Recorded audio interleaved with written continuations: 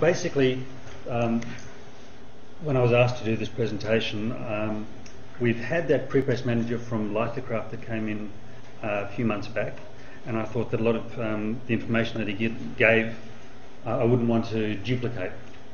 So what I thought was, what I'd like to do is inform you guys about stuff that happens in the factory where we work, so that you can understand a bit more about what the processes are. I once spoke to an engineer and he was talking about how one guy's a good engineer, this guy's a okay engineer, all the rest of them. I said, what's the difference between a good engineer and an okay engineer? And he said, well, every engineer really knows how to do his stuff, but a really good engineer will know all the things up and down the supply chain.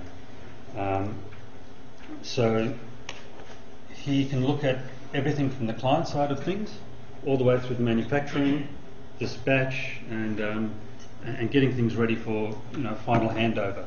And the more he knows about the whole supply chain, the better an employee he'll be, and the better the designs that he will do, because they will take into consideration problems along the way. So most people wouldn't have gone into the back area of a print shop. Most people would only have seen presses working, and most people have been introduced to the offset presses. So I thought, in terms of the digital one, there are subtle differences, and we'll go through the whole thing to see what those differences are. Now, what I thought was I'd go backwards through the whole place, so that you went from basically from dispatch, from the client, finishing, printing, pre-press, and design. So we'll go through our plant and see everything from the reverse angle, and just see the things that might be important to you as you go along. Okay, so an average supply chain that you would have for an average print job would be the client goes to a designer, gets something done, then actually the client would go to a broker. The broker would find the printer that gave him the best price performance. The printer would do it, it'll be couriered out, and then come back to the client. So the part that I'm of course interested in is the printer part of it, and how these parts come together. For example, things like the broker, one of the things as InDesigners you must be quite careful about is, as a pre-press manager, we get files all the time from brokers, and they say, here's your file, go ahead, go and print it. We're a PDF workflow, so we expect print-ready PDFs. However, most of the time the client and the broker are talking to each other, and the designer gives a proof to the client and says, this is what your job will look like, but that's an emailable proof, something of the finished look of the art rather than being the finished art. And you've probably got a piece of artwork sitting on your desk ready to be emailed, with the actual finished art with the crops, trims, bleeds, all the rest of it included.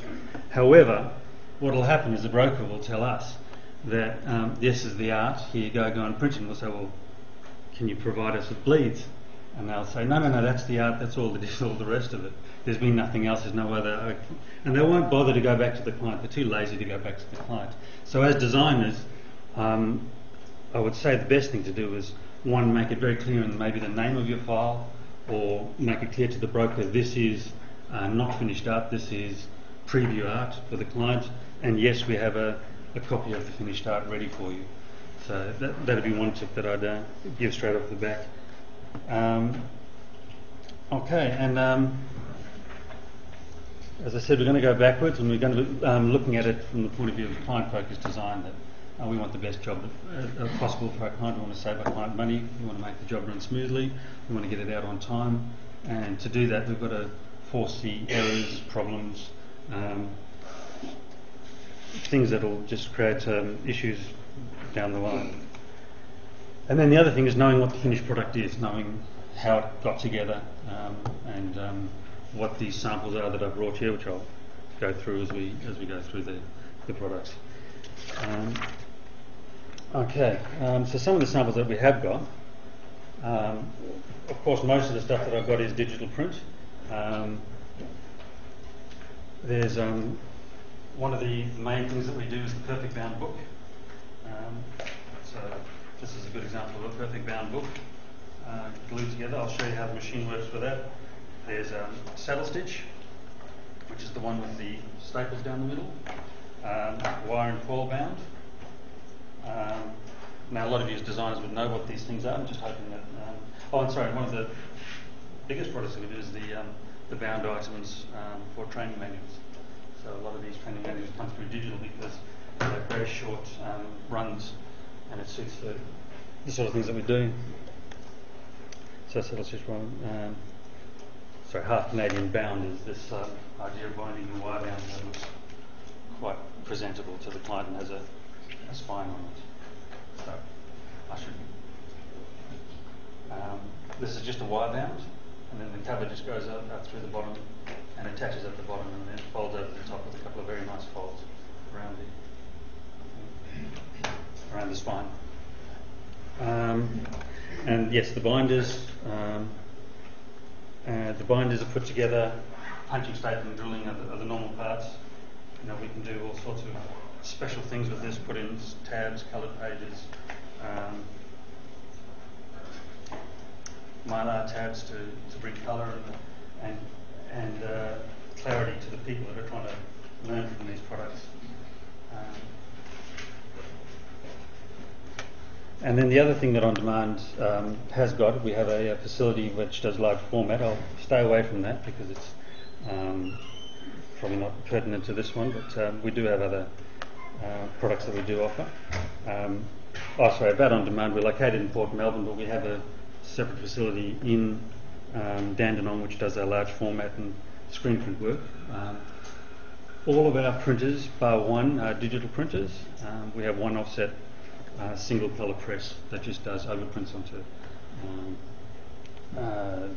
things like business cards and whatever from our online fulfillment.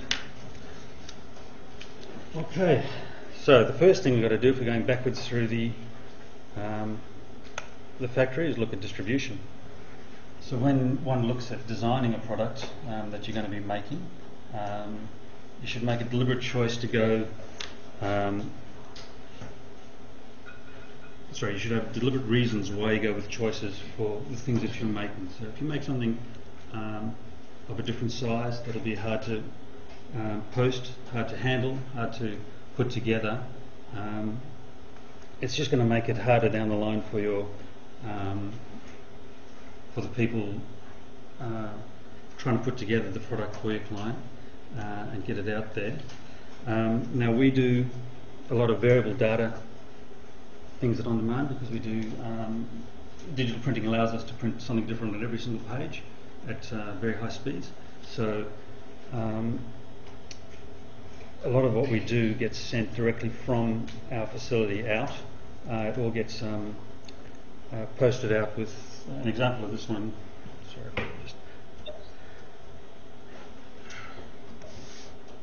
We do these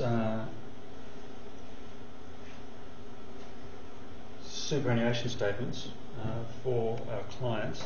I can't bring any of the actual superannuation statements because they're privileged data, but we will produce a run of 50,000 different statements on a regular basis for different clients within the superannuation business, and distributing them and making sure that everything's correct is quite a big task. Things like the DPID information, which is this barcode at the top, and the rules of postage. Now when you do go to post and you go to Australia Post or couriers, etc., they have got rules about how to place your data and leaving white space around it, and the clarity of things that you do. For example, do you know that if you put the suburb, state and the postcode in uppercase in the bottom line of what you do, you get a discount on your mailing because that's called clean mail, and you've got to leave white space around it. So things like that, not knowing to do that and sending something out, or not having that white space around it, can actually cost your client extra money. Not leaving a space in your design to put the address, again, can cost your client extra money. And Australia Post is really good. You can go onto their website and download brochures about how to set up your postage setups, and where to put your postage paid, where to put white space, where to put space for the barcode, how big it's got to be, all that sort of stuff. Most of it's pretty simple. You can read it once and pretty much know where you're going with most of it. And then the other thing is standard sizes. If you do things in the standard A sizes, if you do A4, A3, A5s, then you're pretty much going to have boxes that are ready to go that your things are going to fit into. If you do non-standard sizes, you're going to have spaces in your boxes and extra postage costs for basically posting air. So it's always a cheaper option to go with something which is a standard size, using standard sheets, boxes, etc. Okay, the next part is the